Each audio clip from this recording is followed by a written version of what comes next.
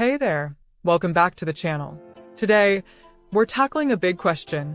Should you get the Nintendo Switch OLED, stick with a standard Switch, or hold out for the upcoming Switch 2? With so many leaks and rumors about Nintendo's next console, we've got all the latest details. We're breaking down display differences, performance, battery life, and of course, what's coming with the Switch 2. If you already own a Switch or are thinking of getting one, stick around, because by the end of this video, you'll know exactly which one is right for you. Like what you're seeing? Tap that like button, subscribe, and be part of our awesome community. Your support helps us keep creating great content.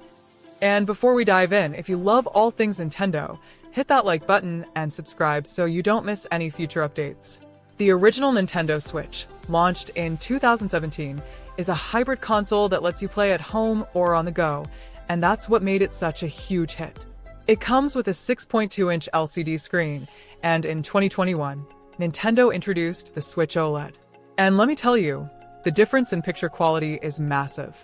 The Switch OLED upgrades the screen to a 7-inch OLED display, and this makes everything sharper, more colorful, and vibrant. The blacks are deeper, and colors pop in a way that makes handheld gaming feel premium. If you spend a lot of time gaming in handheld mode, this is a game changer. So, if you love playing on the go, the OLED is worth considering. But what about performance? Well, the standard Switch and the OLED are identical. Both have the NVIDIA Tegra X1 chip, meaning games run the same on both consoles. No FPS boosts, no extra power, but sound quality on the OLED is noticeably better. Upgraded stereo speakers make games more immersive, which is great for handheld gaming. Battery life. It's about the same on both models, 4.5 to 9 hours, depending on the game. But the OLED model feels a little more efficient even with the bigger screen. So if you're looking for more power, the Switch OLED won't give you that. The real upgrade is the screen, speakers, and slightly better battery life. Now, before you rush to buy any Switch, let's talk about a huge issue Nintendo still hasn't fully fixed: Joy-Con drift.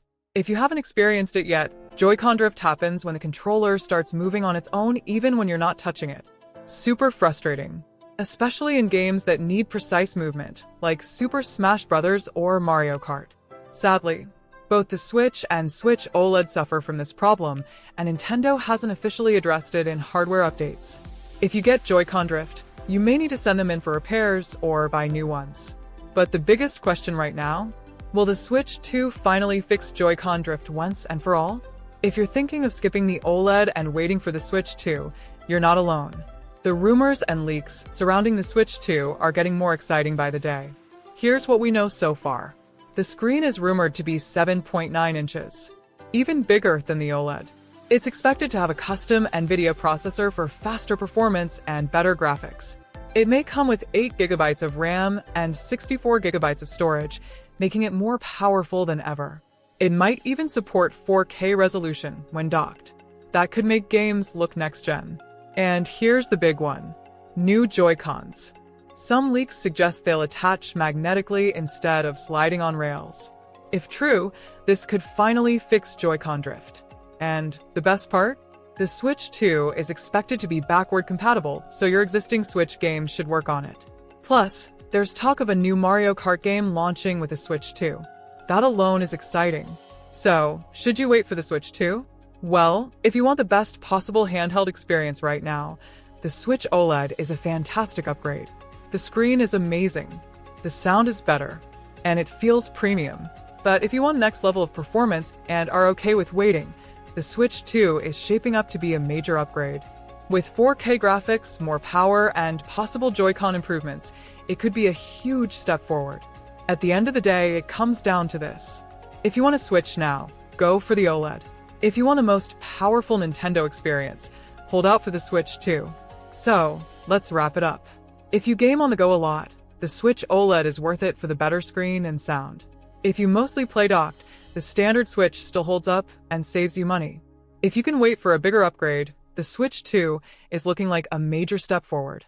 Nintendo hasn't officially revealed the Switch 2 yet, but rumors point to a late 2024 or early 2025 launch. So if you're excited about the Switch 2, make sure to subscribe and hit the bell icon because we'll keep you updated on every leak, trailer, and announcement. Let me know in the comments.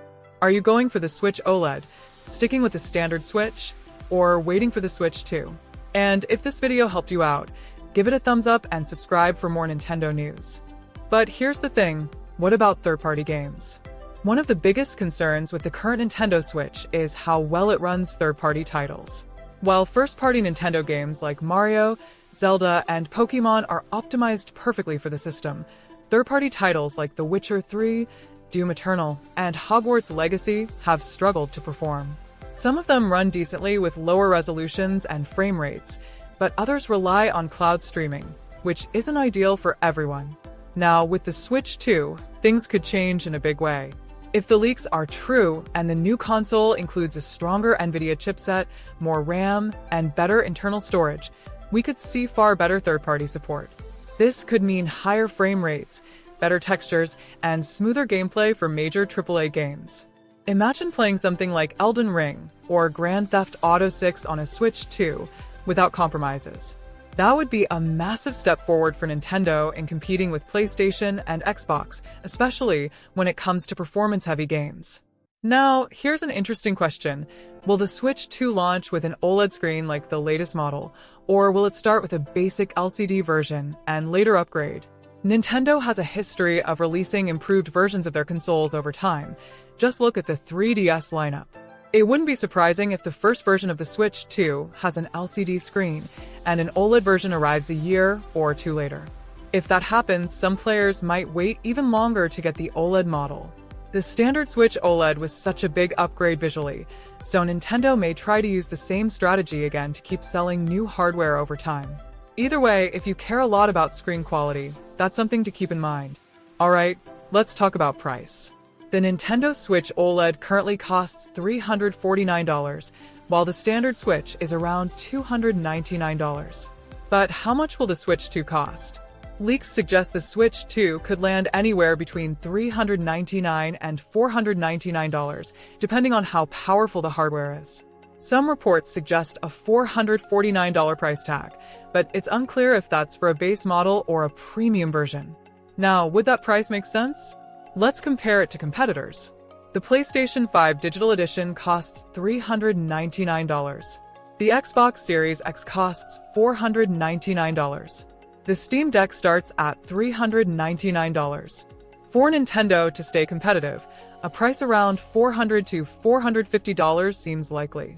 Anything higher than that, and it risks pushing casual gamers away.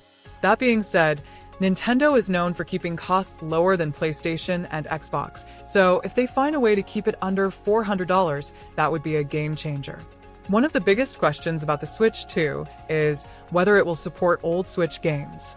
Right now, Nintendo has hinted that they want to keep backward compatibility in place.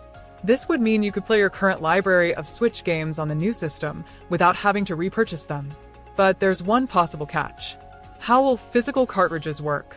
If Nintendo decides to change the game card slot on the Switch 2, older physical Switch games might not work unless they provide some kind of adapter. That's something to watch out for when Nintendo makes the official announcement. However, digital games are almost certainly going to be supported. With most modern consoles pushing digital purchases, Nintendo would likely let players bring over their digital Switch games to the new system. That would be great news for anyone who has built up a huge collection on the Nintendo eShop. Now, let's talk about the dock. One of the Switch's best features is its ability to switch seamlessly from handheld mode to docked mode. That's what makes it a hybrid console and sets it apart from PlayStation and Xbox. So, will the Switch 2 keep the same docking system? Leaks suggest yes, but with some improvements. First, the dock might support 4K resolution, which means when you plug the Switch 2 into your TV, it could output games at 4K instead of 1080p like the current Switch. Second, faster data transfer speeds. The current dock is a bit slow, especially when loading games or updating software. A new dock with better connectivity would make a big difference. And third, wireless display casting. Some rumors suggest the Switch 2 may allow you to connect to a TV wirelessly without needing the dock at all. That would be a huge upgrade for people who want to game on the big screen without messing with cables. Now, let's talk about the most important thing, the games. What new games could launch alongside the Switch 2? Here are some of the strongest possibilities based on leaks and industry trends. Mario Kart 9, the first brand new Mario Kart game since 2014. Zelda Tears of the Kingdom Deluxe, a next-gen enhanced version of the latest Zelda. New 3D Mario game. Think Super Mario Odyssey 2 or something brand new. Metroid Prime 4. This game has been in development for years, and it could be a perfect fit for the Switch 2 launch. Pokémon Legends sequel, a follow-up to Pokémon Legends Arceus in an open-world format. And of course, we'll probably see remasters of older Nintendo games, especially ones that would benefit from the improved graphics of the Switch 2. So, to wrap it all up, is the Switch 2 worth waiting for? If you already have a Switch and want something more powerful, waiting for the Switch 2 makes sense. The improved graphics, stronger hardware, and potential 4K support could be a big jump forward. But if you just want the best possible handheld experience right now, the Switch OLED is still a great buy, especially if the Switch 2 ends up costing significantly more. Ultimately, it depends on what you want out of a console. And that's where I want to hear from you. Are you planning to buy the Switch OLED, stick with your current Switch, or wait for the Switch 2? Let me know in the comments. And